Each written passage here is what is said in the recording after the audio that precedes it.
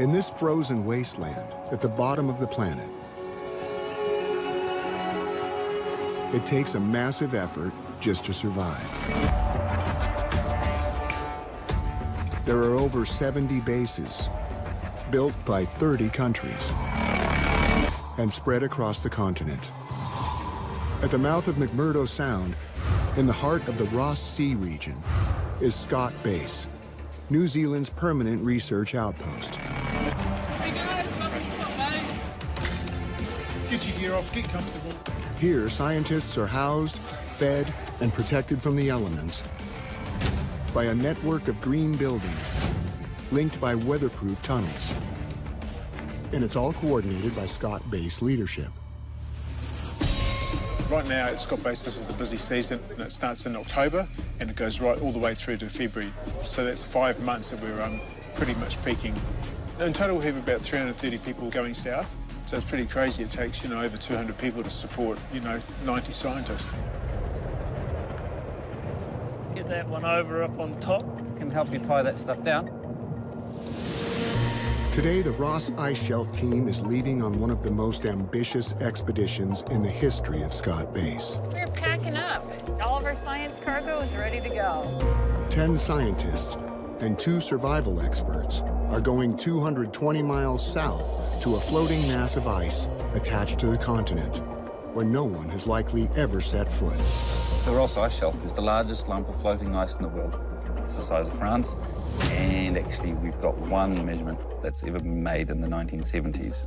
That's it, and the rest of it's a mystery. So little is known. The surface of Pluto has much better imagery than what's beneath the Ross Ice Shelf. It's a lot of new stuff that we're going to discover. Dr. Christian Oneiser and his team are hoping to learn how the ice shelf reacted to climate shifts in the distant past, so they can try to predict how fast it might melt as the climate changes in the future. The Ross Ice Shelf holds back a piece of ice sheet that's threatened. If it falls apart and it melts,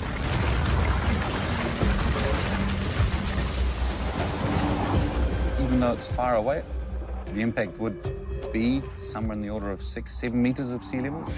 But I'd be worried about 10 centimeters.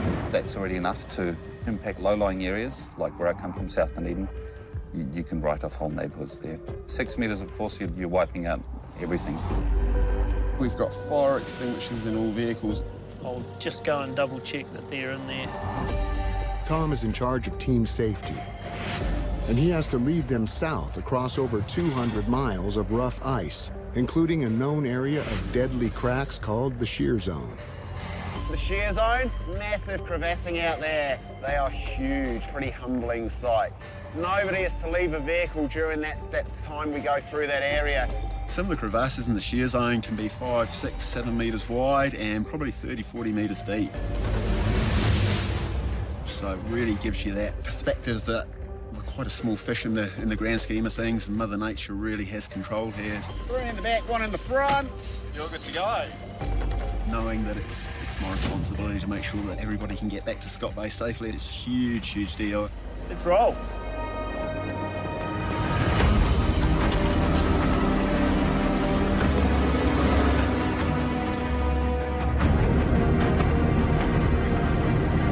To survive the journey, the team is relying on specialized vehicles called Haglunds. These Haglunds is pretty tough. They're tracked vehicles. They share similarities with tanks. They're really well suited for what we need them to do. I'm looking at this wide expanse of nothing, and it's a bit creepy.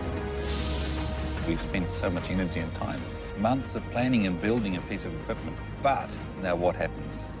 No one's ever done this before. It's exploration. It's going to be interesting. From this point on, we've got 4 hours before we get to the shear zone. And very gingerly make our way through what's essentially a minefield of crevasses.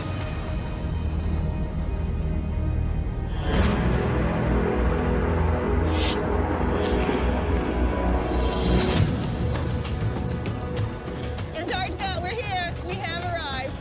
Scott Base can only house 85 people at a time, so projects are constantly cycling through. There are more than 90 missions scheduled this season, none of them more challenging than this one.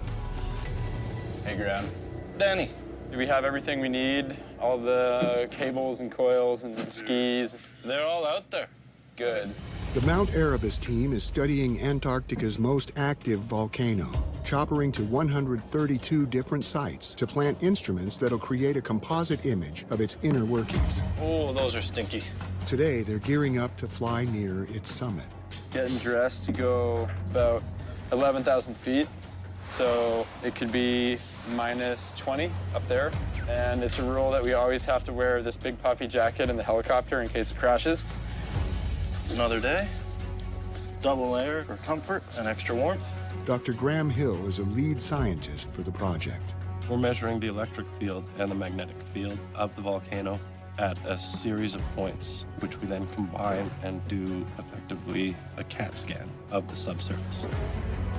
So if we can get a good understanding of what the structure is, we have a better understanding of what signals they might generate when they're going to erupt. We'll be heading out, and we can apply what we learn about how this volcano works to other volcanoes elsewhere in the world. Because quite a lot of people live near volcanic centers, so if they erupt, they can just wipe out the surrounding area. Volcanoes have a big impact on human life. Let's get over there. Time to go to work. Another day in paradise. Danny isn't a scientist. He's a world-class mountaineer, and it's his job to keep the team alive on the side of the volcano. Let's go. I love doing my job. I get to take people on all these fantastic adventures, but you're not in control of the environment. Either you're safe and you come home, or you screw up and you don't come home.